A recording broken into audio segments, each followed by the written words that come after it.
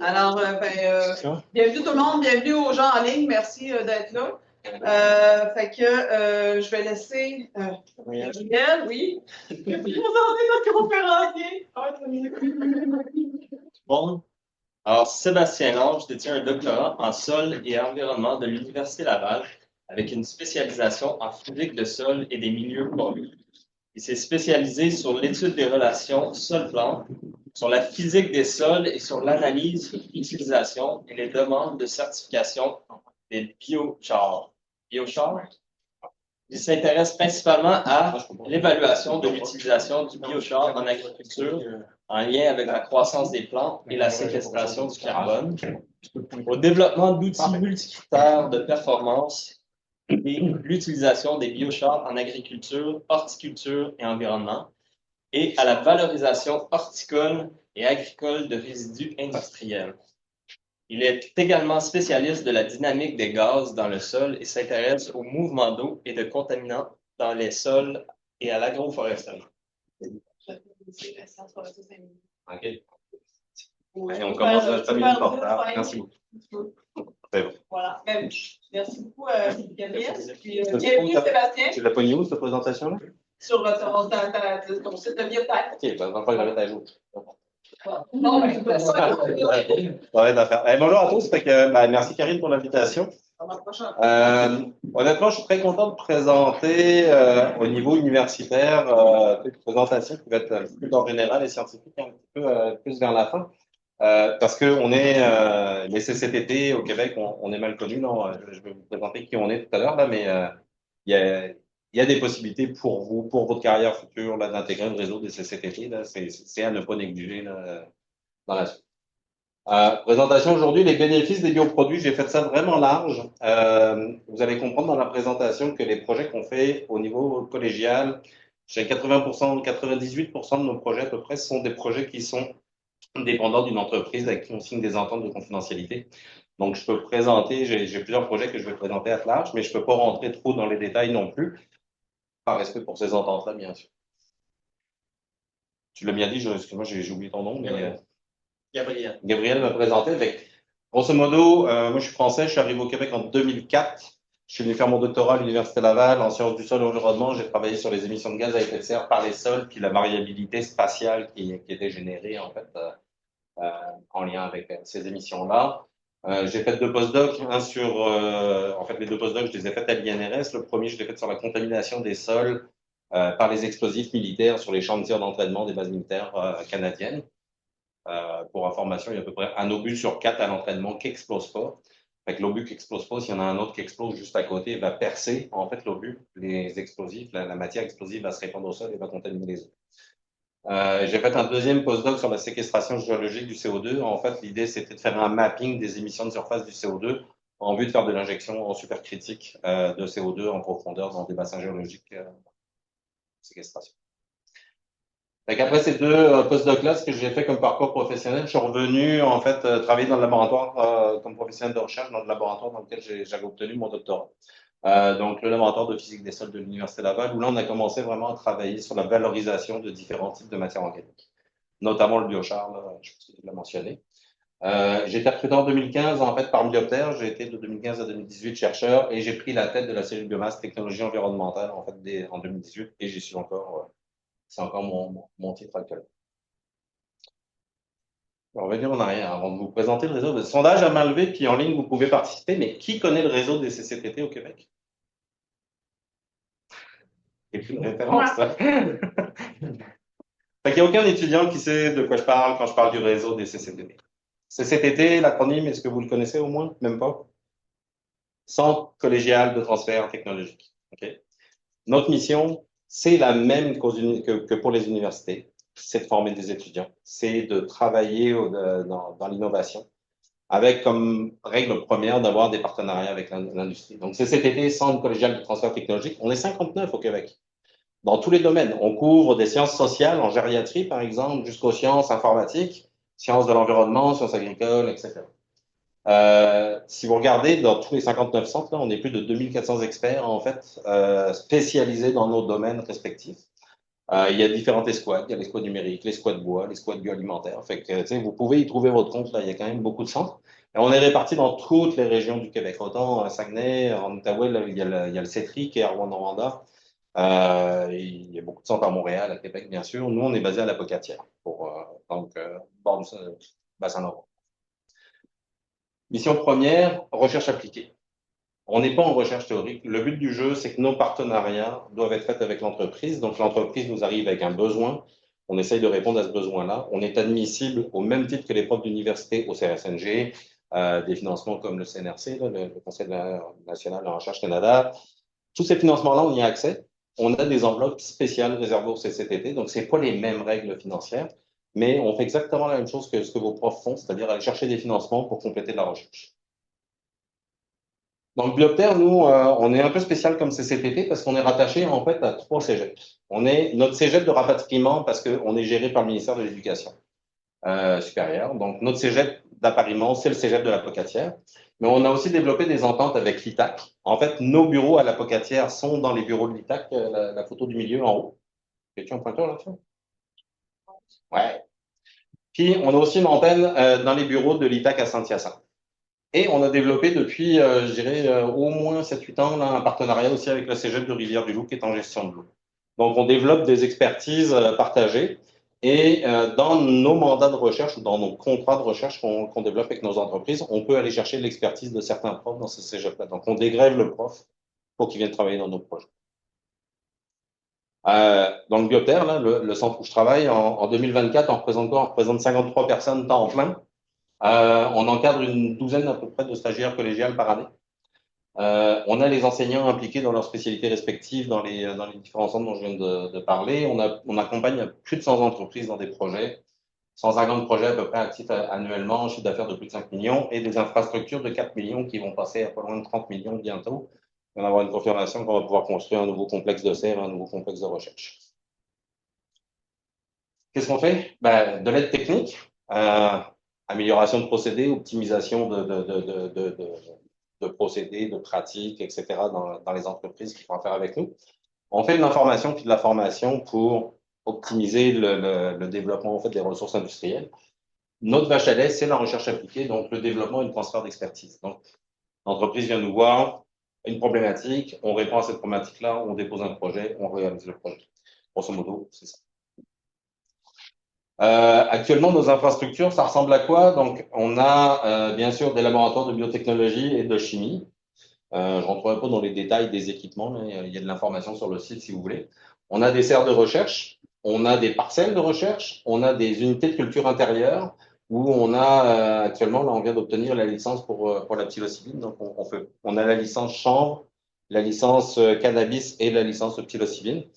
La licence cannabis, on est le premier centre dans tout le Québec à avoir obtenu le droit de pousser des plants jusqu'à maturité et récolte au niveau des cocottes là, de cannabis. Et il n'y a pas beaucoup de centres qui l'ont ce droit-là, en fait. On a une plateforme de fermentation solide et on a une plateforme de conditionnement de biomasse. Il faut savoir qu'on joue un petit peu avec tout, là.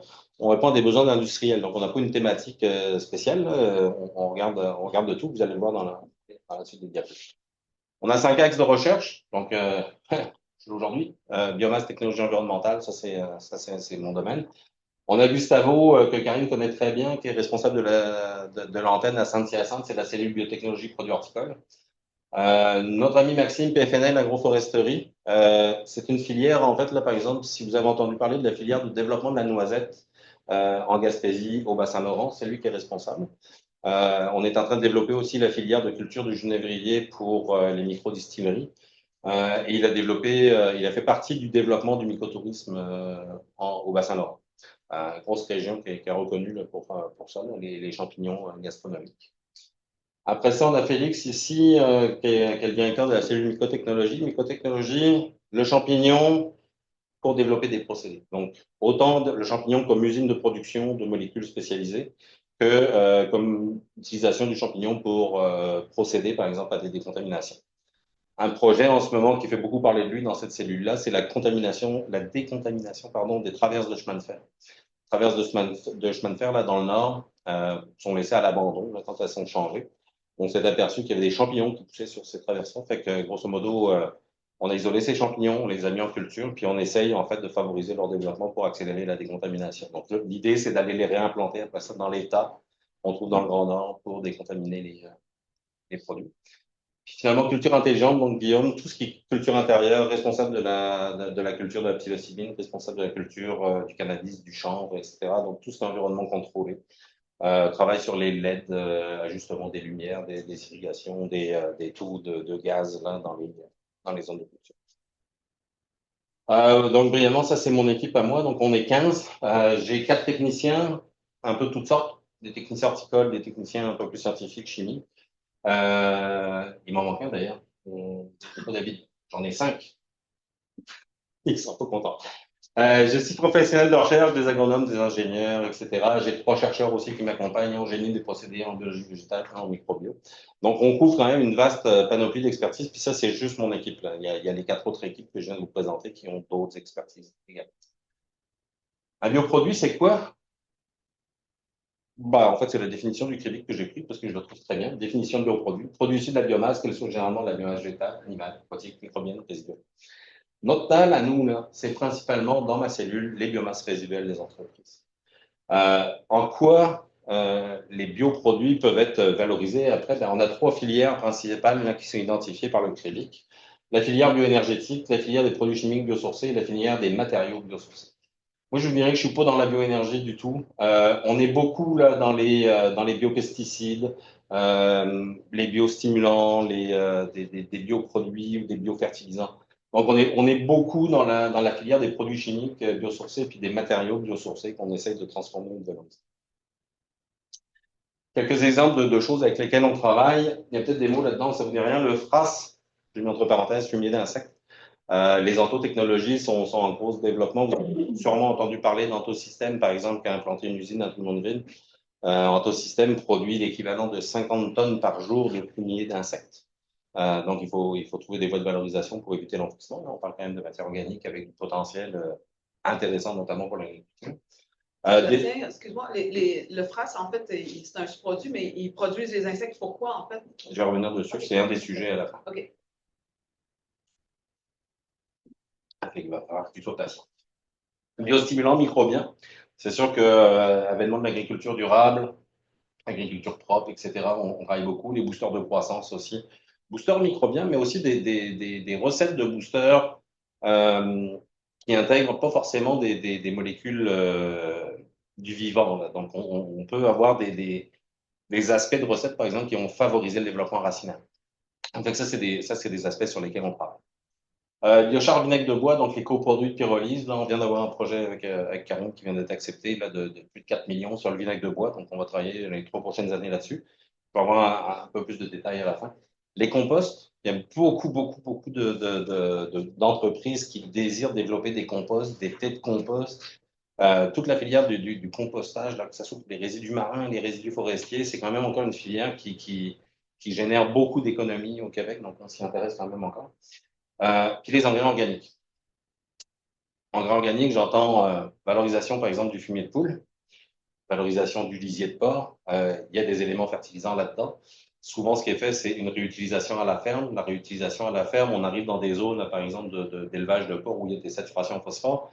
Donc, l'idée, c'est de développer des produits qui vont avoir une valeur ajoutée et qu'on va pouvoir transporter. Donc, il y a tout l'aspect économique qui est réfléchi en arrière en disant mais on veut en faire quelque chose qui puisse être commercialisé pour être exportable, disons. Le phosphore, dans tout le bassin du Mississippi, aux États-Unis, il en manque. Qui, nous, on est en surdose de phosphore partout, par exemple, au Québec, quasiment dans toutes les zones d'élevage porcin. Donc, l'idée, c'est peut-être de transporter ce phosphore-là, donc d'arriver à faire des bioproduits pour envoyer ça aux États-Unis, et après ça, pour répondre à leurs besoins, mais aussi générer de la bioéconomie pour eux. Quelques exemples de bénéfices. Bon, c'est sûr que si on valorise des produits, on diminue l'enfouissement. Il y a encore beaucoup d'enfouissement de matière organique au Québec. Vous seriez surpris de voir les chiffres. Là, je les ai plus en tête, là, mais c'est des milliers de tonnes qui finissent dans les sites d'enfouissement. Diminution des importations, meilleure autonomie. On l'a beaucoup vu avec la pandémie, là, les problèmes d'approvisionnement dans les chaînes ou dans les circuits industriels. On fait réfléchir les industriels à est-ce qu'on peut s'approvisionner localement pour nos matières premières. Ça a beaucoup été discuté. Plus-value économique, c'est sûr que la technologie la valorisation linéaire. Donc, j'utilise des intrants, je les transforme, je les vends, puis les résidus, je les enfouis. C'est plus à l'ordre de jour parce que les frais d'enfouissement sont de plus en plus élevés. C'est sûr que de générer des bioproduits, on va générer une valeur économique. La valeur économique, elle sera peut-être nulle sur le bioproduit, mais au final, elle va être positive pour l'entreprise parce qu'en fait, on va avoir détourné l'enfouissement. Donc, les frais d'enfouissement ne seront plus à la charge de l'entreprise. Ces modèles-là, on les regarde, là, on a des économistes là, qui nous accompagnent pour faire le meilleur scénario possible pour les entreprises. Meilleur bilan environnemental, santé des sols, émissions de GES, je vous apprends rien. Développement durable, économie circulaire, c'est vraiment des choses qui sont mises de l'avant, autant au niveau provincial que fédéral, là, dans les demandes de subventions. C'est des mots-clés pour nous.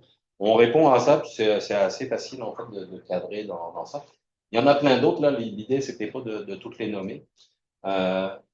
L'idée, c'était de vous parler des bioproduits. Il y a quand même beaucoup de défis, en fait, liés au développement des bioproduits. Le premier, c'est la variabilité des procédés. La matière organique, vous pouvez le composter, vous pouvez la pyrolyser, vous pouvez la biométhaniser.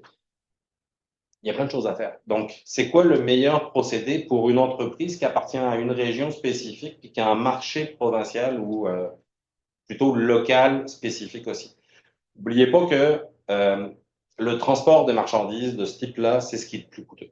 Fait que le nerf de la guerre, c'est de bien connaître, en fait, pour chacune des entreprises puis de ces lieux de production, son écosystème local. Parce que le but du jeu, c'est d'aller le moins loin possible en générant le plus haut taux de valeur possible.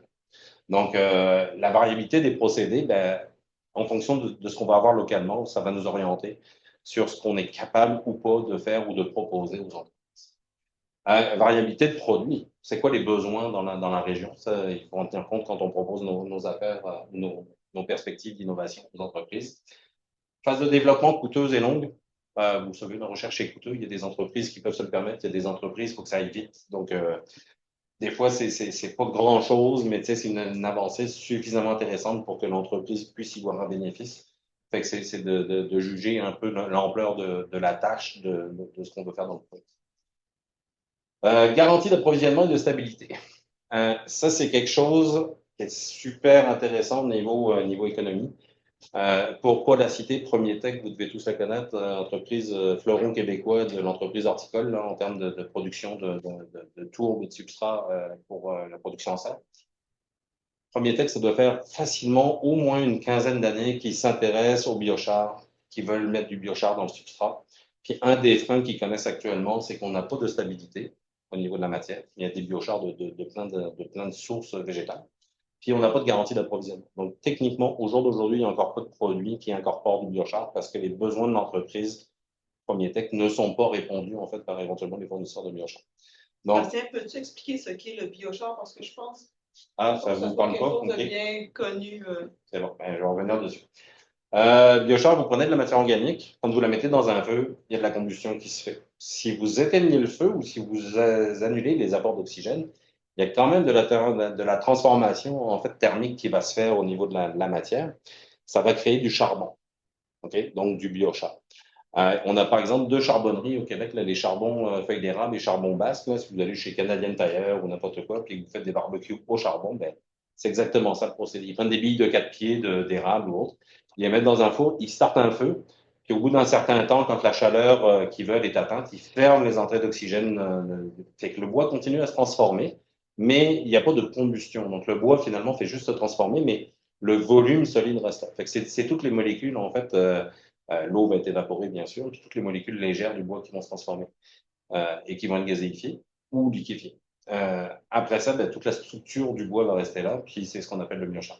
C'est un amendement là, de plus en plus reconnu en termes agricoles, par exemple pour la séquestration du carbone dans les sols, parce que c'est 80% de carbone facile qu'on est capable d'obtenir par ces procédés-là. C'est des produits aussi qui vont retenir beaucoup les gaz à effet de serre, les fertilisants, il y a beaucoup de surfaces spécifiques parce que la cellule en fait du bois est transformée, mais les parois de la cellule sont toujours là. Fait que ça crée une immense porosité dans la matière qui peut permettre de séquestrer bien des affaires.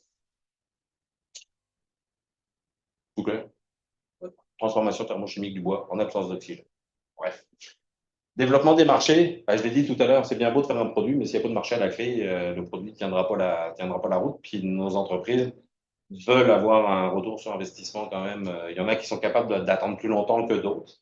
Il y en a qui sont plus en amont de leur phase de développement, mais il y en a, c'est dans 3 ans, là, faut que le projet soit rentable. Donc, on n'est pas dans du développement des fois très grande échelle ou très pointu. On est plus dans du développement qui va générer de la valeur, autant pour l'entreprise que pour ses clients potentiels.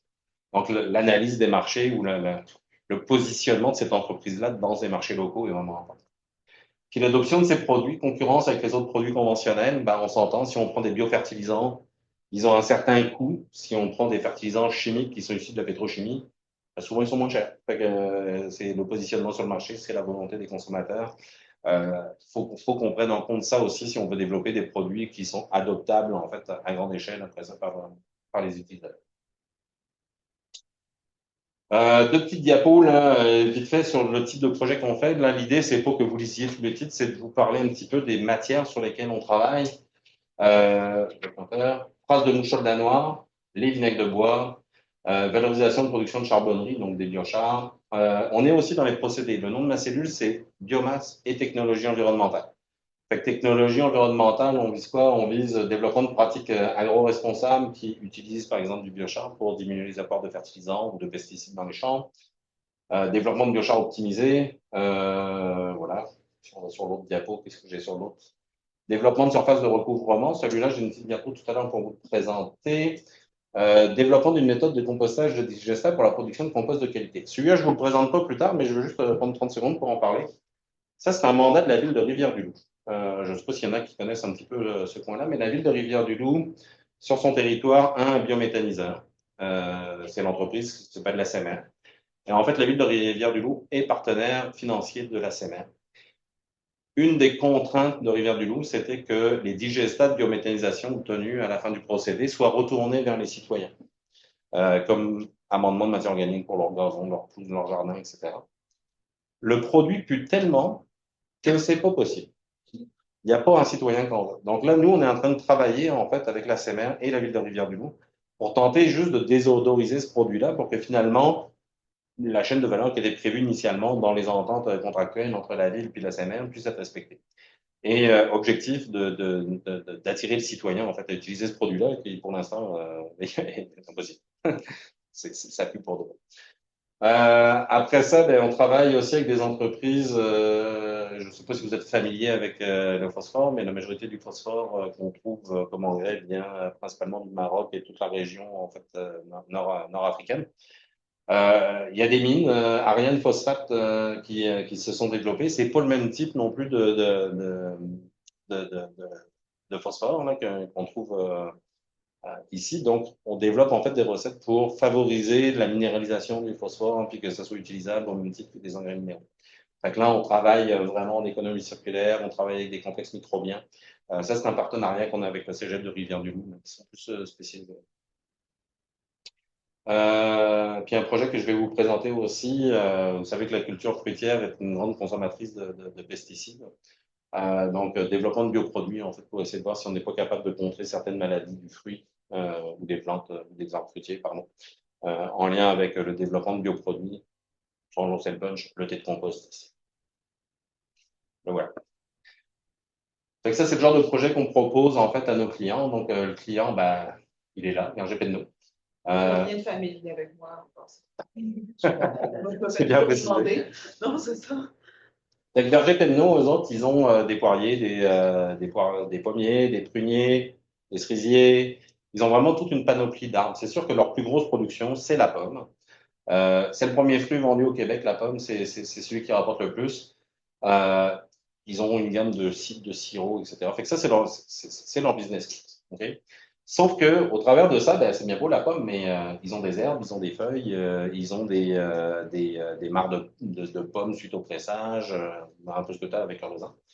Puis qu'est-ce qu'on en fait de ça? T'sais? Fait que, il y a une problématique, c'est que si la tavelure, par exemple, prend sur un pommier, ben, les herbes qui tombent au sol, elles sont infectées. Fait que là, l'idée, c'est de trouver des procédés aussi pour que ces feuilles-là puissent être réutilisables sans recontaminer le site la saison d'après. On a travaillé sur la standardisation du procédé pour produire un compost artisanal. On s'est rendu compte que juste les résidus de Berger Penneau, ça suffisait pas. Fait qu'on a été voir la ville On a récupéré les déchets organiques municipaux, donc tout ce qui était copeaux, etc. On a développé un procédé standardisé qui, on n'a pas une innocuité à 100%, j'aimerais ça le dire, mais c'est pas le cas. Donc, on est encore en train de faire des boucles d'optimisation de procédés. Puis, avec le compost qu'on obtient, en fait, on fait des têtes de compost. On les fait fermenter en position anaérobie, aérobie. On regarde un petit peu les populations de microbiennes.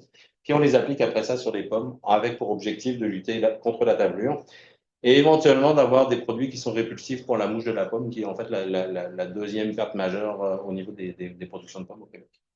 À date, c'est un échec. Ça arrive, ça fait partie du jeu. On n'a pas réussi. On a des composts aussi quand même optimisés où on est capable de récupérer ça et on est capable de quasiment le nettoyer comme il faut. Juste le procédé de compostage avec la phase thermophile, on est capable d'éliminer quasiment, je dirais, 98, 97, 98, je ne me souviens plus des chiffres, de risque de tablure. Fait que ce compost-là est quand même réutilisé dans les productions d'armes comme amendement organique. Fait que c'est pas un total échec, là. C'est l'échec au niveau des têtes de compost, oui.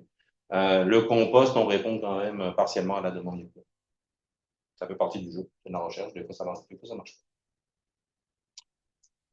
pas. Un projet qui me tient beaucoup à cœur, mise en contexte. Vous avez des gros abattoirs au Québec, là, les gros abattoirs porcins, ils tuent genre 2000 cochons, si c'est pas plus par jour.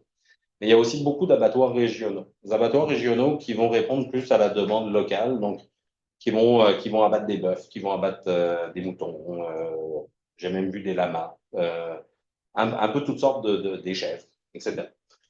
Ces abattoirs-là, là, quand l'animal est abattu, ils ont de la peau, bien sûr, puis ils ont tout ce qui est viande non comestible, donc pour parler poliment, les entrailles, la tête, les bouts de pâte, etc.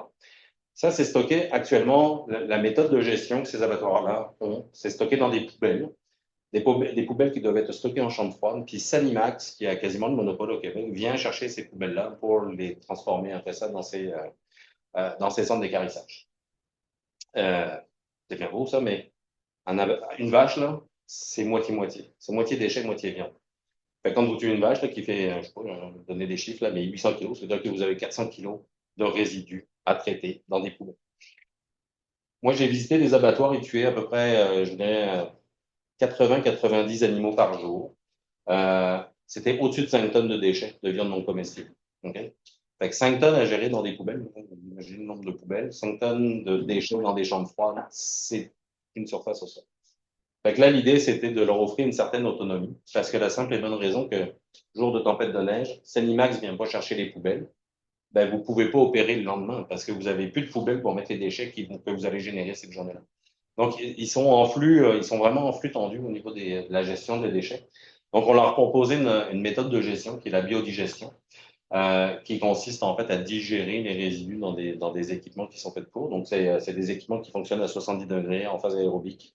C'est des enzymes principalement qui travaillent là-dedans, qui ont détruit, on est capable de détruire le tout, avec pour objectif en fait de stabiliser la matière, de récupérer des engrais qui pourraient éventuellement être appliqués au champ.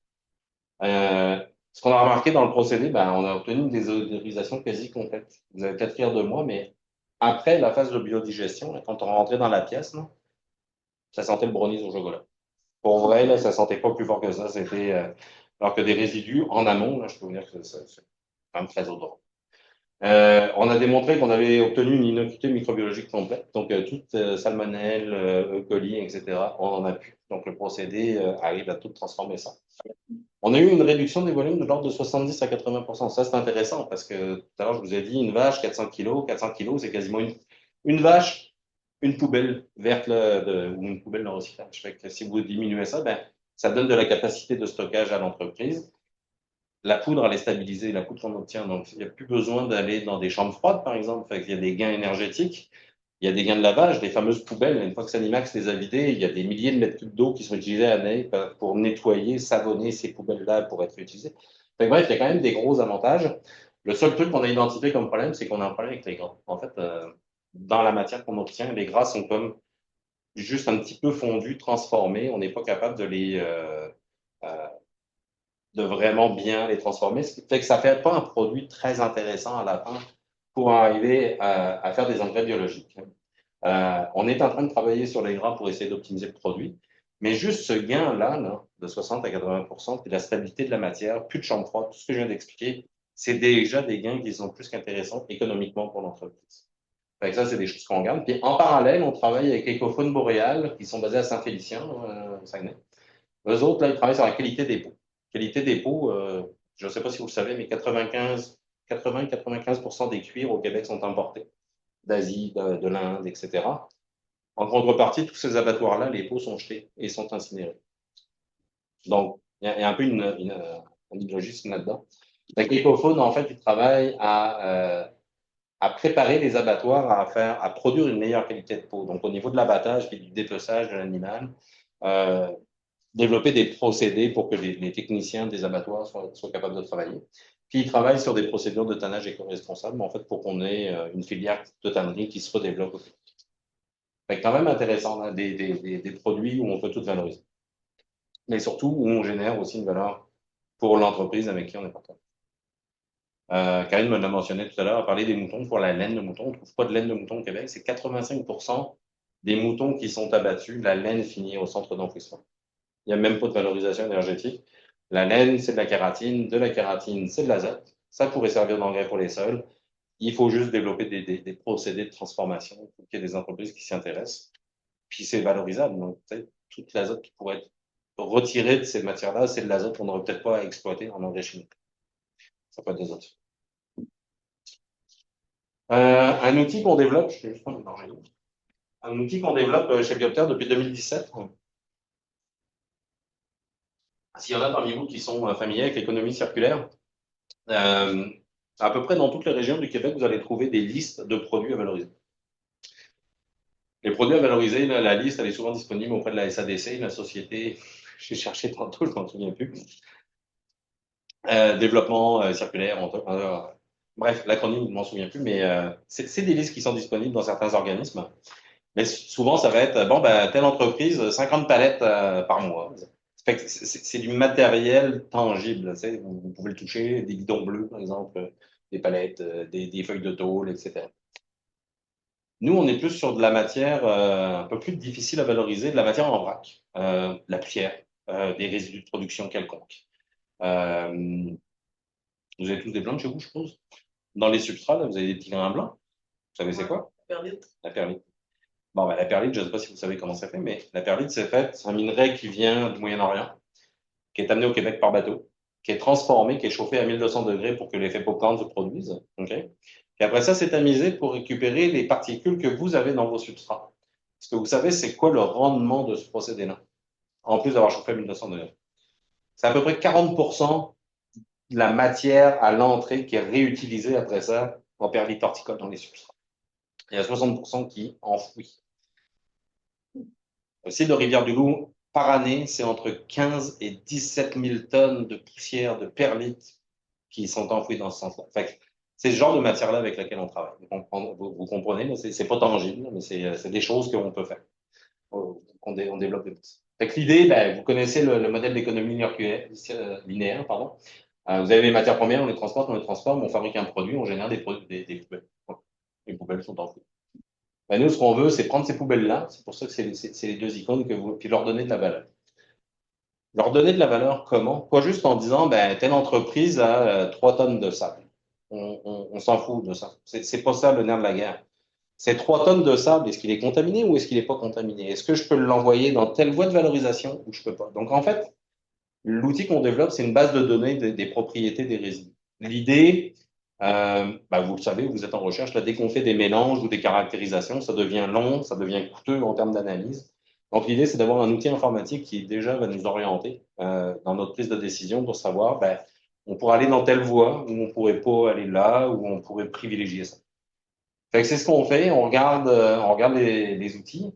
Il y a des choses qui sont faciles. Là. Si vous prenez deux matières que vous les mélangez ensemble, si vous regardez les teneurs en métaux, la teneur en métal du mélange, c'est additif des métaux. Si vous regardez le pH ou la granulométrie ou des choses comme ça, ça ne devient plus additif. Là, il y a des enjeux de développement technologique en arrière, de développement scientifique qu'il faut mettre en action. C'est ce qu'on est en train de travailler pendant.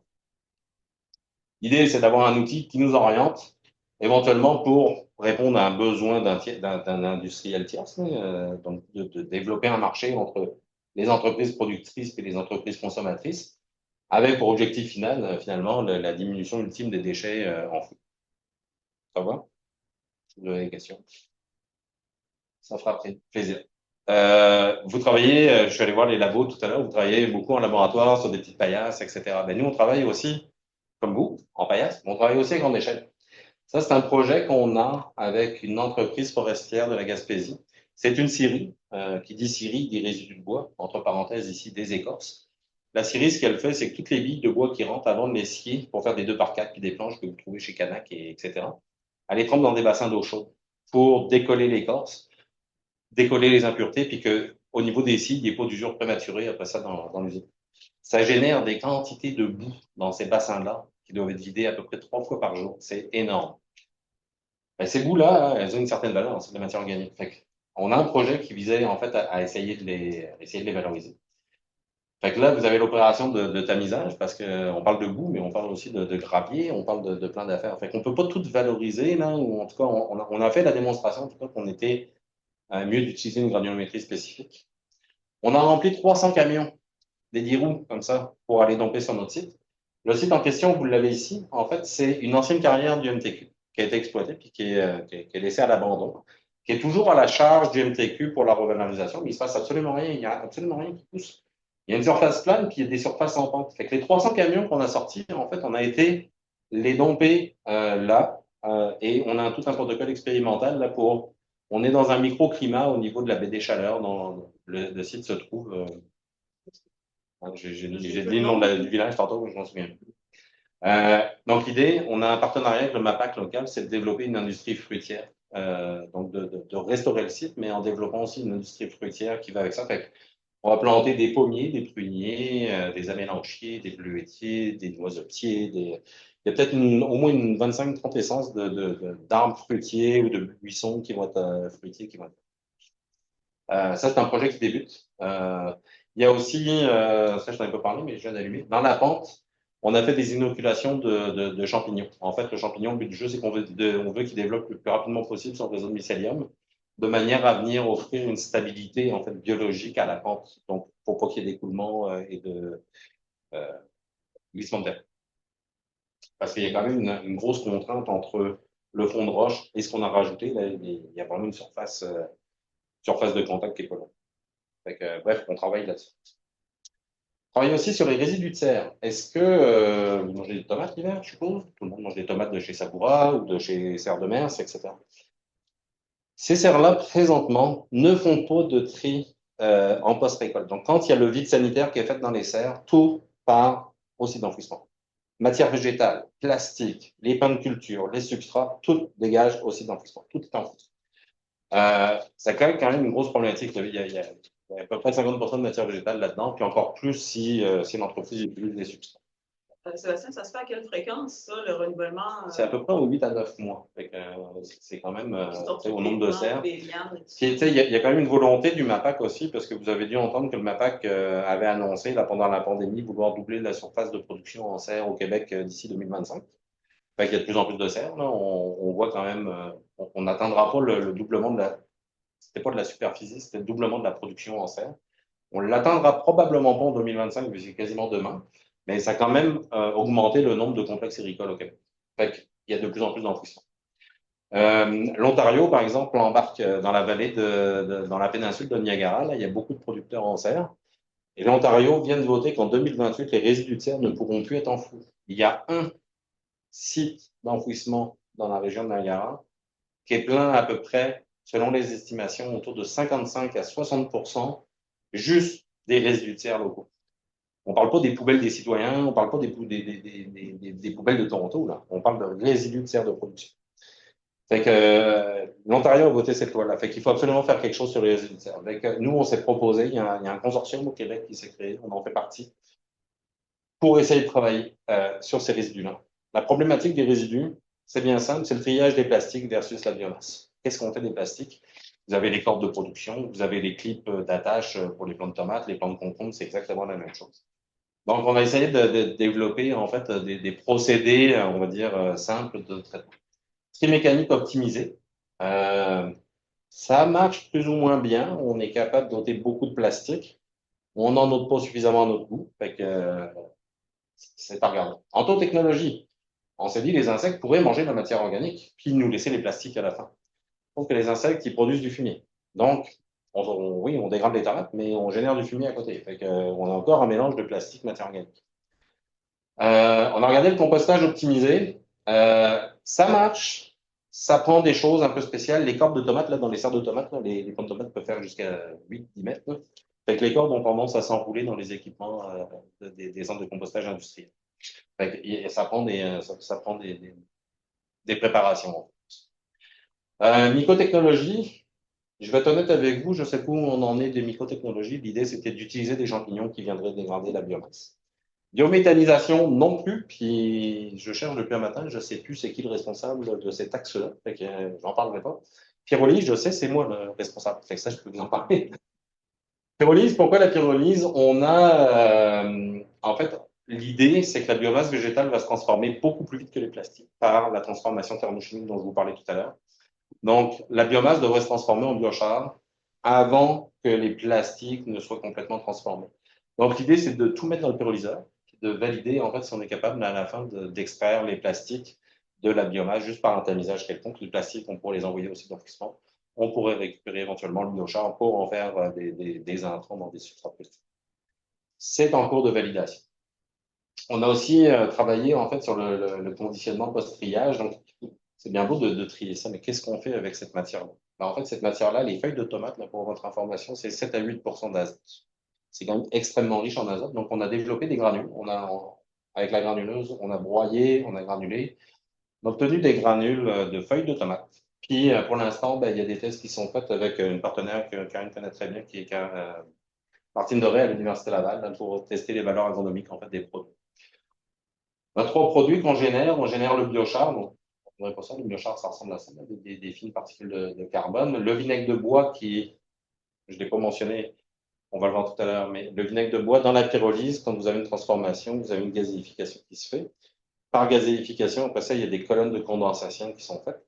Puis, il y a de l'huile pyrolytique qui est créée. Dans cette huile-là, en fait, il y a deux phases. Il y a une phase très, très lourde, puis une phase aqueuse. La phase très lourde, elle est destinée à de l'énergie. C'est hyper riche en carbone. La phase aqueuse, elle est super riche en composés organiques et en acide acétique. C'est ça qu'on appelle le vinaigre. Et c'est un biostimulant. Vous allez le voir là sur les diapositives. Puis les granules de feuilles de tomate. À date, là, tout marche, tout en est. C'est juste qu'il y a une grosse difficulté à ce projet-là. Ce que vous voyez dans le sac, là, c'est des feuilles de tomates qui ont été ramassées 24 heures plus tôt. Ce qu'on voit, c'est que ça compose dans le temps de le ça part en putréfaction. C'est hyper humide, là, c'est 80% d'humidité. Donc, toute la chaîne de traitement, logistique, de séchage pour être capable de les transformer puis de les valoriser, c'est un enjeu technologique au travers de tout ça. On travaille aussi là-dessus, à définir comment on peut mieux garantir l'approvisionnement en produits sans nuire à la qualité du produit qu'on veut, avec lequel on veut. Ah, je savais pas qu'il y avait des animations. Le FRAS. Ça, c'est un projet que j'ai le droit de vous présenter. J'ai quelques résultats, fait que j'ai plusieurs slides là, consécutifs là-dessus. Le FRAS, partenaire Antosystème à Drummondville, ils ont ouvert une usine, produisent des mouches soldats noirs pour produire des larves qui vont être destinées. On va réussir à l'avoir. Je vais tout les afficher. Okay. Bon, en fait, ils produisent des larves, ils produisent des mouches, pardon, qui vont produire des larves qui vont être destinées au marché animal puis au marché de l'huile cosmétique, l'acide laurique, par exemple. Pour cette production de larves, c'est sûr qu'on va produire aussi des fumiers. C'est des animaux qui mangent, puis ça produit des fumiers. Fait que, il y a du frass qui ressemble à ça. Le frass, c'est quoi? Ben, c'est des insectes morts, c'est des exuvies, c'est de la matière fécale, résidus digestifs. Puis, au travers de ça, étant donné qu'on utilise aussi des produits alimentaires, ben, on est capable, par séparation, en fait, et par l'action des larves qui vont toutes dégrader, facilement extraire les métaux et les autres contaminants. Et tous les résidus, genre de commerce que vous avez, là, des produits en verre. Ouais. J'ai en tête, quand j'avais visité l'usine, j'ai en tête un pot de cassoulet qui avait été comme tassé là, au sol, là, mais le pot n'avait pas fracturé, il y avait juste un petit trou. Mais ça, c'est invendable pour l'entreprise, mais en tout système, les mouches, elles s'en fichent avant de manger. Fait que nous, on travaille en fait à valoriser ce produit-là. Il y a une production de 50 tonnes par jour. Je ne sais pas si vous imaginez 50 tonnes par jour de fumée d'insectes. On fait quoi avec ça? C'est gros, c'est important comme volume. Donc l'idée, ben, c'est de l'utiliser comme soit biostimulant, soit bio-engrais pour la production, qui va servir aux humains, qui va reproduire des denrées, et puis fermer la boucle un petit peu comme ça. Donc on travaille là-dessus. Dans quel cadre on travaille là-dessus? On travaille là-dessus au niveau de la canneberge biologique. Pourquoi? Parce que les producteurs de canneberge bio au Québec, qui est quand même aussi une grosse industrie, ils sont limités à un intrant autorisé pour la fertilisation, qui est en fait le fumier de poulet. Pourquoi le nommer Actisol, que tout le monde connaît? Les producteurs de canneberge bio n'utilisent que de l'actisol. Le problème de la culture de la canneberge versus l'actisol, c'est que la culture de la canneberge est très spécifique dans ses besoins en fertilisation à un instant précis, soit 3 jours avant la floraison. L'actisol ne peut pas répondre à ça. Donc là, on s'est dit, ben, on va regarder avec le FRAS, si on fait des mélanges avec le FRAS, ce que ça peut donner. Pourquoi le FRAS? Parce que là, vous apportez tout un microbiome en fait nouveau par rapport au fumier de poulet. Le fumier de poulet est passé dans l'intestin d'un poulet, le FRAS est passé dans l'intestin d'un insecte. Le microbiote en fait des deux animaux fait en sorte que le produit final, avec le spectre de micro-organismes qui sont présents, est complètement différent. Donc, on voulait voir s'ils ne pouvaient pas travailler en synergie. Donc, on a développé différentes recettes. On les a granulées, ça c'est pour des raisons d'application au champ. Puis on est parti donc avec le fumier de poulet, donc de 0 à 100 d'actisol, puis on a monté la dose de FRAS au fur et à mesure. Donc 5, 10, 15, 20, puis jusqu'à 100% de FRAS. C'est bon? Donc les caractéristiques ici, on a quand même un spectre de doses de fertilisants là, dans les deux produits qui est assez similaire, 3.4, 2.6, 2.3, 5, 3, 2. Fait c'est pas tout à fait pareil, mais Êtes-vous familier avec NPK, ouais. azote, potassium, ça? Azote, phosphore, potassium. Fait que, bref, on a ajusté nos doses pour répondre aux besoins de la canneberge, telles que les recommandations des agronomes étaient faites.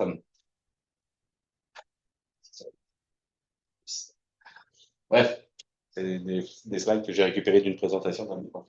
Alors, ce qu'on a observé, à l'année 1, là, ici, à 0% de traces, donc 100% de fumier de poulet, on avait un rendement autour de, je sais pas, 17 500, 18 000. Là. Puis plus on montait à 100% de phrases, on avait un rendement qui était quasiment similaire au fumier de poulet. Par contre, quand on mettait 10% de phrases dans notre fumier de poulet, là, on augmentait le rendement de, je ne sais plus, de 30%. Ça paraît pas grand-chose, mais c'est vraiment énorme là, pour des producteurs de canneberge.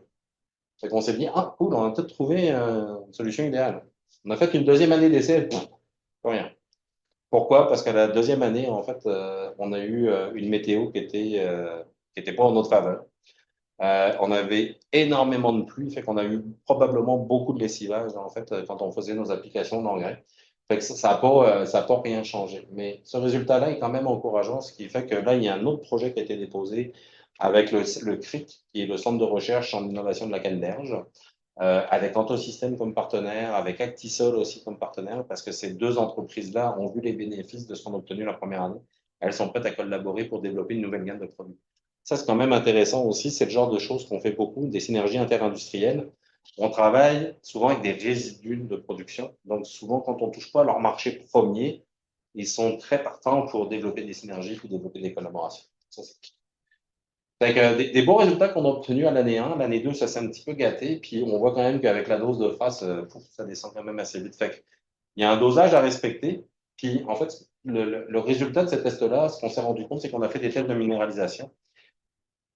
Et pourquoi on a eu une augmentation, c'est qu'à 10%, le microbiote en fait, qui est apporté par le FRAS dans le fumier de poulet fait en sorte qu'on ait une minéralisation qui est beaucoup plus rapide. Il y a comme un cycle de micro-organismes qui va libérer beaucoup plus vite l'azote et qui va transformer l'azote dans une proportion qui est plus intéressante pour la plante en instant T, alors que dans le fumier de poulet, on n'a pas cette transformation.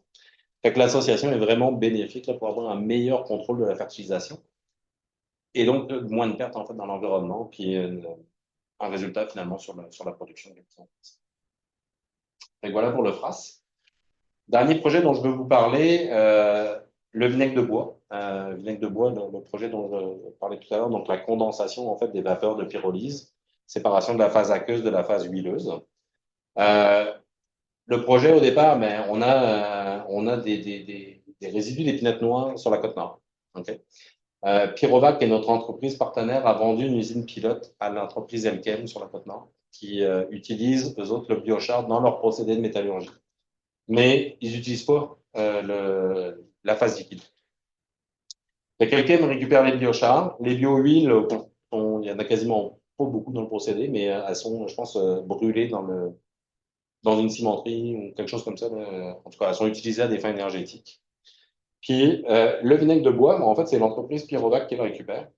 On parle de milliers de litres par an. Fait que ce vinaigre de bois-là, présentement, il y a un produit similaire qui est vendu en Californie sous le nom de Corifol. Il est destiné en fait à des usages biostimulants sur les plantes. Il est reconnu par l'USDA, donc le département d'agriculture américain. Il connaît un tel succès que dès qu'il y en a sur le marché, ça se vide les tablettes. Donc, il y a probablement quelque chose à faire avec notre vinaigre de bois. En Californie, il est fait à partir des coquilles d'amandes de la Centrale Valley de la Californie. Nous, on veut essayer de voir si avec les épinettes, on n'est pas capable d'avoir un produit similaire qui connaît en fait le même succès. Donc, on l'a utilisé dans plusieurs aspects. On l'a utilisé comme biostimulant. On a fait des cultures de laitue, de tomates, de carottes, j'en passe, parce que j'en oublie. Puis, on l'a utilisé aussi comme traitement biopesticide. Et on l'a utilisé dans différentes voies, mais principalement pour la conservation de la pomme de terre. La pomme de terre au Québec, quand elle est ramassée, on peut considérer entre 12 et 20 de perte, dans certains cas, en entrepôt, suite à la récolte. Donc, c'est quand même un impact économique majeur. On voulait voir si le vinaigre de bois, en fait, pouvait pas diminuer ces taux de perte en entrepôt. Donc, on a regardé l'aspect biopesticide sur certaines maladies de la pomme de terre. Biostimulant, j'ai oublié de le dire, mais on a fait des applications foliaires dans nos serres, en champ, on l'a testé un petit peu partout. Puis là, le projet qui vient d'être accepté, avec lequel, avec Karine, on va collaborer, ben, ça va être de retravailler là-dessus, en fait, d'aller affiner. Fait que Karine, son rôle, ça va être de comprendre un peu comment le vinaigre de bois vient affecter le métabolisme des plantes, n'importe quoi. Fait que, bref, les vinaigres de bois qu'on a testés, donc le vinaigre de bois de bois d'épinette noire, donc le bois. Donc ça a été fait à partir de copeaux pétillures de scierie. On a la même chose, mais à partir des écorces, donc les écorces de l'épinette noire. Puis à côté, vous avez le corifol, qui lui a été fait à partir des coquilles d'amandes. Fait qu'on voit qu'on a trois produits qui sont très différents. Ça, c'est le taux de matière organique là, en suspension, en suspension, mais calculé. Là, donc, on a quand même jusqu'à 22,5 de composés organiques dans le vinaigre de bois quand on parle d'écorce, et puis on tombe à 13 quand on parle de bois. Fait l'effet sur les plantes est probablement pas le même. Donc, au niveau des tests, si on regarde au niveau des pathogènes fongiques, il y a des tests qui ont été faits sur Alternaria solanum ici, puis Fusarium oxysporum ici. Ce qu'on a fait, c'est qu'on a contaminé les milieux de culture à un certain pourcentage d'application de vinaigre de bois. Donc, vous avez le pourcentage en haut, 0,3, 0,8, 2, 3,5. Puis, on a notre témoin ici avec les deux types de vinaigre de bois, donc celui d'écorce, celui de bois d'épinette. Puis en fait, vous voyez que l'évolution du champignon, là, ça ne prend pas grand-chose de vinaigre de bois. À 3,5 d'incorporation du vinaigre de bois dans la solution de culture, il n'y a plus rien qui pousse. Ni pour lui, ni pour lui. Donc, on a quand même un bel effet. C'était quand même intéressant. Ça fait des concentrations qui ne sont pas très élevées. Ça fait qu'il y a un volume de produits potentiels utilisables qui est super intéressant pour l'entreprise, avec des résultats qui semblent bons. En ce moment, les tests sont en train d'être faits en conditions réelles, en entrepôt, chez des producteurs, pour confirmer en fait que ces deux maladies-là, on peut avoir un contrôle qui est fait avec le produit.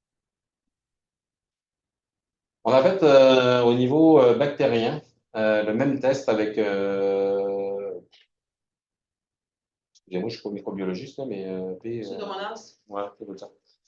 Et puis Arthrosepticum, puis la fluorescence. Les résultats sont un peu moins intéressants.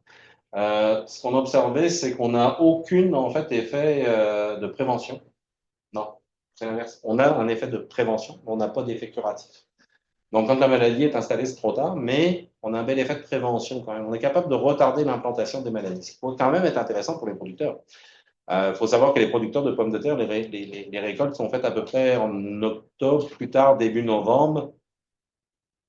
Toutes les pommes de terre qui vont sortir, on va dire avant mi-janvier, fin janvier, souvent, elles ne vont pas être traitées à rien. Mais toutes celles qui sont prévues sortir des entrepôts au-delà du mois de janvier sont toutes traitées. Fait que ce que vous achetez là, en pommes de terre au mois d'avril, par exemple, il y a déjà des produits chimiques dessus. Les produits chimiques, je me souviens plus du nom exact qui est utilisé en ce moment, au Québec, il est interdit en Europe, présentement. Fait que c'est quand même intéressant de trouver des méthodes alternatives qui pourraient éventuellement retarder l'application de produits toxiques. Donc on travaille là-dessus. On est en partenariat avec, oui, Pyrovac qui produit les vinaigres de bois, mais avec aussi les producteurs de pommes de terre qui commencent à démontrer un intérêt pour ce genre de produit-là pour raison de coût, premièrement, puis deuxièmement, pour raison de santé publique. Alors, le vinaigre de bois, c'est bien beau, mais sur la pomme de terre, oui, on a vu des résultats. On a vu en bois de pétri. Maintenant, sur la plante, ça dit quoi? Parce que on applique un produit quand même qui est avec un pH de 2,2, là, si on l'applique brut, fait que la plante n'a pas grande chance de survie. Fait qu'on a fait quand même des tests de phytotoxicité. Puis, on atteint la phytotoxicité sur la plante à 3,5. 3,5, c'est la même concentration que ce que je vous ai montré avant, qui était la dose qui anéantissait les champignons, en fait. Fait qu'on a, on a un petit problème de dosage, là, c'est que la plante supporte la même dose que les champignons, qui Bref, ça tue tout. ça tue tout. Fait que, bref, fait que sur la plante, on y va plus comme un aspect biostimulant, mais le 3,5, on se dit que potentiellement, les champignons sont plus dans le sol que sur la plante, puis en tout cas, on est en train de réfléchir à des méthodes d'application qui permettraient de répondre à ça. Quel genre de dégâts on a vu in vivo? Ben, on a vu des nécroses là, sur certaines feuilles à certaines concentrations, puis à 3,5, la nécrose est quand même assez marquée. Donc, il faut qu'on trouve une astuce là, pour ajuster le produit pour qu'il y ait autant son effet antimicrobien, autant sur les champignons que sur les bactéries, en préventif, qui tue pas la plante. Donc, fait que là, Sur quoi? Hein, sur quel, ça, c'est sur sur les pommes de terre? Hein, non, ça, c'est des feuilles de laitue. On fait toujours nos laitue, tests ok. sur des feuilles de laitue. Ils Parce sont que quand même déjà la beaucoup plus sensibles que les feuilles de patate. parce que la phytotoxicité, ça varie aussi en fonction des plantes. Alors ça, c'est ce que nous, on a fait dans le cadre du vinaigre de bois, mais il y a plein d'autres résultats qui sont sortis, d'où le projet de 4 millions qui vient d'être financé. Euh, on a testé en Californie, là, je vous l'ai dit tout à l'heure, ça marche du tonnerre, ce produit-là, puis on savait pas pourquoi. Fait on a généré, bon, ça va être fini, c'est la dernière dépôt. M'a coupé. Ah, c'est ça. En Californie, ça marche du tonnerre, puis on s'est dit, qu'est-ce qui se passe en Californie? Ben, en Californie, ils ont des sols salins. Ils ont des sols beaucoup plus basiques que nous. Euh, les températures, ils ont des stress hydriques, ils ont un stress de production. Là, les sols sont beaucoup plus usés, là, si on parle poliment, là, en Californie, que ce qu'on a au Québec. Fait qu'on a essayé de générer ces stress. Le stress salin, aucun effet. On n'a rien identifié, ça n'a absolument rien donné de mettre du vinaigre de bois. Le stress hydrique, on voit un léger effet, statistiquement, il n'est pas significatif, mais on s'y intéresse quand même parce qu'on veut voir si on va être capable d'aller plus loin. Température, absolument aucun effet. On n'a rien vu non plus. Par contre, au niveau nutritif, on a eu des résultats super intéressants. En fait, c'est qu'on a été capable de diminuer de 30% les applications d'engrais pendant la culture, sans nuire à la qualité des rendements ni à la qualité des récoltes. Fait que 30% de gains sur des engrais, quand vous êtes à l'hectare à des 15 000 d'application par ferme, ça peut devenir des chiffres qui deviennent intéressants à explorer. Puis là, voilà. Puis là, le projet qu'on vient d'obtenir, on va regarder si vous diminuez de 30% en fait, les applications d'engrais. Ce qui va découler, c'est que probablement les GES associés vont diminuer. Puis ils vont pas diminuer de 30%, mais devraient diminuer de beaucoup plus parce que les engrais qui vont être appliqués vont avoir un meilleur taux d'utilisation par les plants. Donc on devrait avoir beaucoup moins de contamination. Fait qu'avec un 30% de diminution d'engrais, on peut peut-être envisager un 40, 45, 50, là, ça va rester à déterminer, diminution de quantité de GES émises par les sols en lien avec l'utilisation du produit. Puis une donnée qui vient tout juste de sortir, que je trouvais très intéressante, c'est l'équipe du CEREX, donc un autre CCPT basé à Amkou. Eux autres, ils ont utilisé le vinaigre de bois pour voir si on n'était pas capable de remplacer les produits qui sont présentement utilisés dans les scieries pour le bois d'œuf. Vous allez au Canac, vous avez du bois normal, puis vous avez du bois traité. Le bois traité, là, c'est traité quand même avec des produits qui sont pas très sympathiques au niveau environnemental. Donc là, on s'est dit, le vinaigre de bois peut-être. On est capable de retarder l'apparition des champignons. Qu'est-ce qui dégrade le bois? C'est les champignons. Fait que, bref, on a joué là-dessus. Et en fait, on est capable d'avoir un meilleur taux que le produit actuel quand on fait des applications de vinaigre de bois à 30% brut sur le bois traité. Ce qui peut quand même être 30%, ça vous dites, c'est quand même gros, mais c'est pas tant que ça par rapport à ce qui est utilisé dans l'industrie. Puis, ce qu'ils observent dans l'industrie, en fait, des scieries, c'est qu'à l'endroit où les paddles de bois sont traités et où ils sont stockés ensuite, il y a des contaminations sévères au niveau du sol, notamment en cuivre, par exemple. Je pense que le cuivre est plus utilisé. En tout cas, le produit a changé là, dans les 20-30 Oui, on est dernières obligé années. de le changer, le produit. Mais ça reste quand même qu'il y a des contaminations encore qui sont présentes. Fait que peut-être que le vinaigre de bois serait une avenue intéressante. Au bout de 3 mois, on a des meilleurs résultats dans un environnement où où on favorise en fait le développement des champignons. On a des meilleurs résultats avec le vinaigre de bois qu'avec le produit utilisé présentement par les scieries. Ça reste que c'est au bout de 3 mois seulement, donc le produit fasse encore ses preuves à plus longtemps. Donc j'espère que je vous ai convaincu sur les bioproduits. Là, c'est tout un enjeu à développer. Il y en a de toutes sortes. Puis je vous invite à aller voir le réseau des CCTT parce qu'on travaille beaucoup en collaboration. On a des opportunités avec beaucoup d'entreprises. Ces entreprises-là, il ne faut pas oublier que quand on développe des choses, elles cherchent après ça des ressources. C'est pas rare qu'on va placer nos étudiants collégiaux ou autres comme techniciens après ça dans les entreprises. Fait que ça peut être des avenues pour vous de job pour en faire en tant qu'étudiant. Et il y a vraiment de la place. Le réseau est gros et on manque pas de mandats. Là. Moi, j'ai trop de mandats présentement sur la table pour l'équipe que j'ai, puis pourtant on est 15. Fait que si vous avez des questions, n'hésitez pas. Sinon, il y a quand même des choses sur notre site intéressantes. Merci beaucoup. Voilà.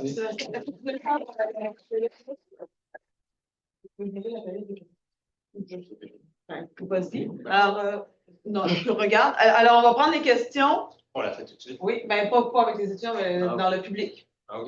Tu veux faire ça ou tu fais? Vas-y. Je vais. OK. Est-ce qu'il y a des questions dans la salle? Le public en délire? Aujourd'hui, merci. Pas de questions? Oui? OK. Vas-y. À propos du phrase des résidus d'insectes, est-ce qu'il va varier selon les intrants qui sont donnés aux insectes?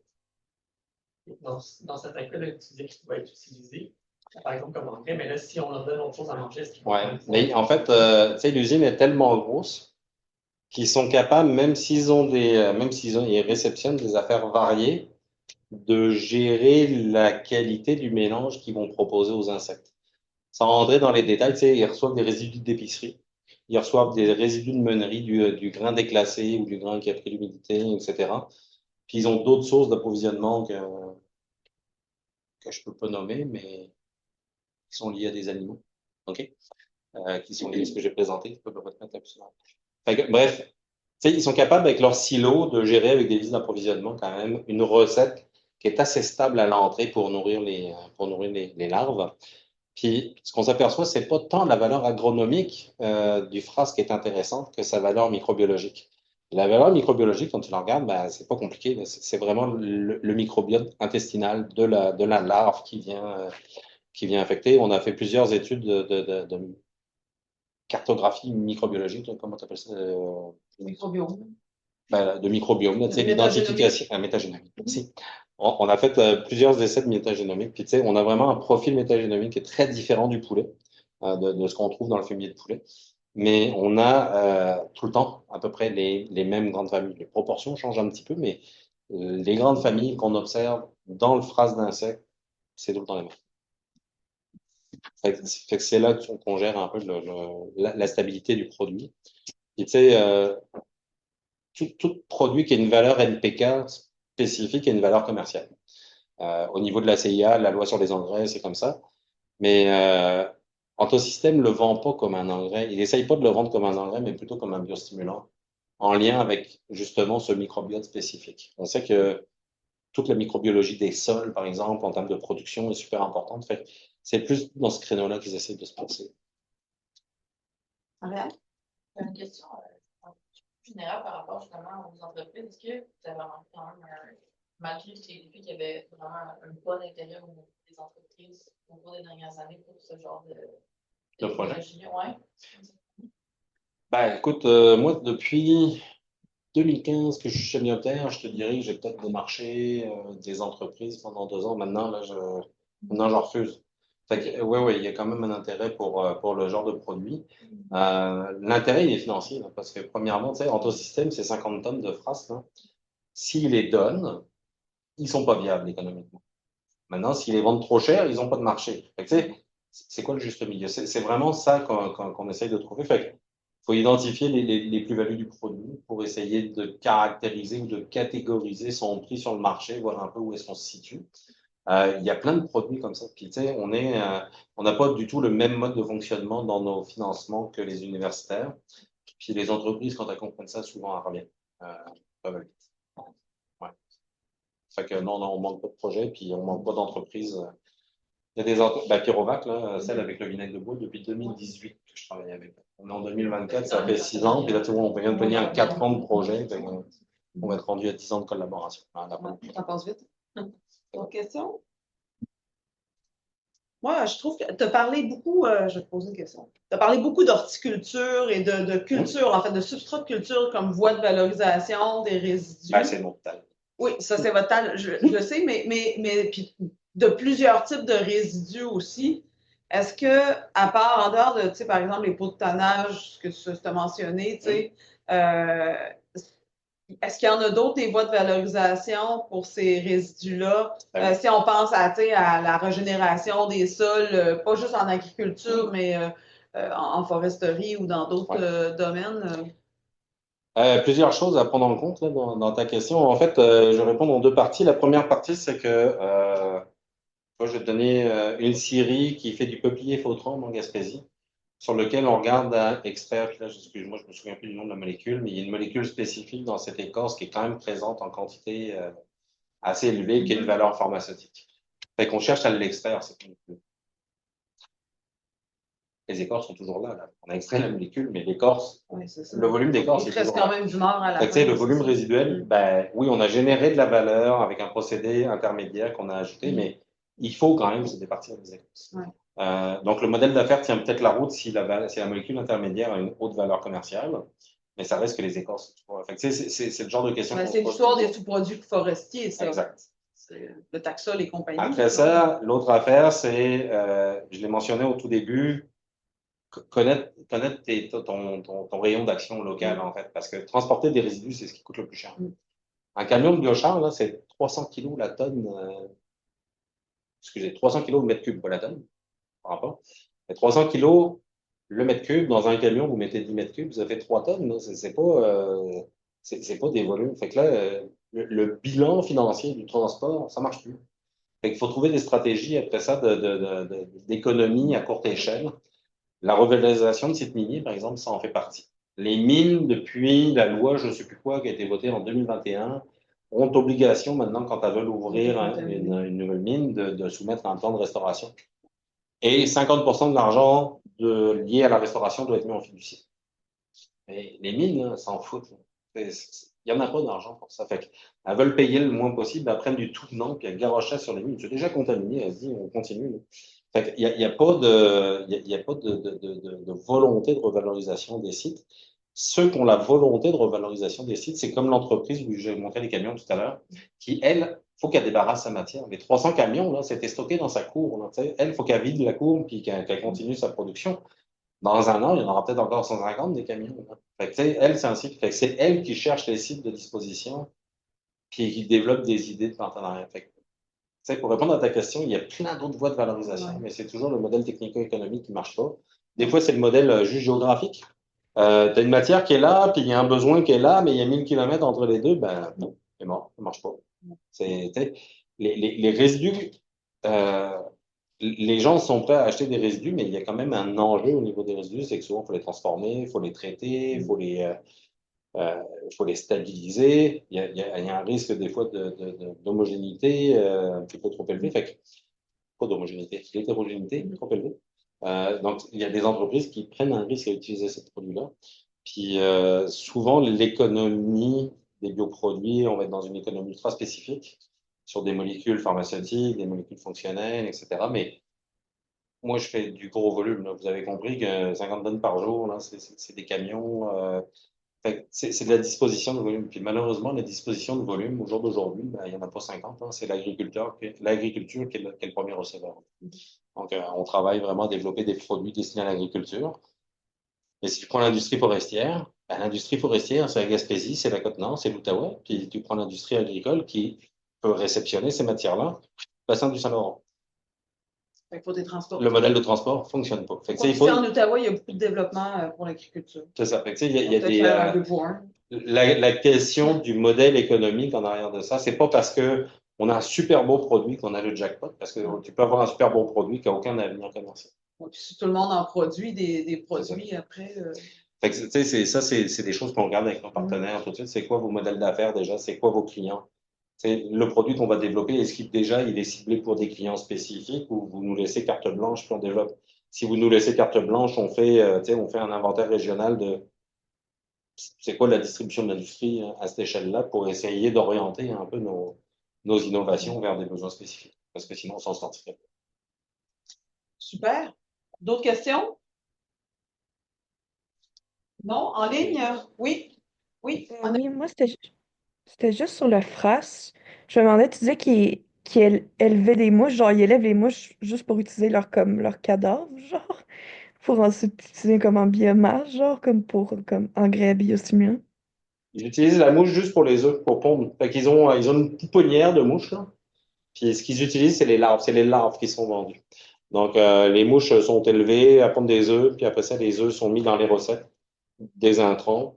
Puis c'est vraiment la larve en temps. La larve, là, dans un cycle de 28 jours, je pense qu'elle va grossir de 10 ou 12 000 fois par rapport à quand elle a été pondue. Fait que, tu sais, c'est des transformateurs de protéines extraordinaires, là, ces larves-là. Là. Puis c'est ça qu'on utilise, en fait, parce qu'après ça, ben, tu sais, les larves sont passées au micro-ondes, pour parler poliment.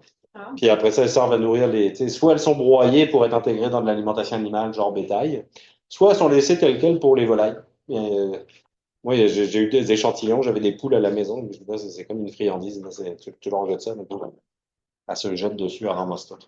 Fait que c'est pas la mouche la mouche est élevée, il y a quand même une pouponnière, ça prend la mouche adulte pour avoir des œufs, mais la plus grosse partie de la production, c'est les larves qui sont pondues par ces mouches. La mouche ne crée pas de business. La mouche, elle est là pour pondre une poule. C'est pas facile quand même de faire coucher des insectes. C'est quand même des défis techniques. Là. Ben, juste les odeurs, là. Si Ouais. vous avez écouté les informations à Drummondville, il y a quand même un mouvement citoyen qui s'est créé par rapport aux odeurs générées. Parentosystème. Par contre, le système, là, ça pue un peu. Là. Il y a tellement... Tu sais, je veux dire, c'est de la matière organique en macération pendant 28 jours dans des bacs avec des larves qui sont dedans. À la fin, c'est amusé. Fait que, cette matière organique-là dégage une certaine odeur. Là.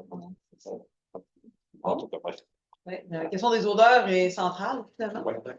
Bon, s'il n'y a pas d'autres questions, je vais remercier Sébastien, puis on va se retrouver tantôt. Merci. Merci.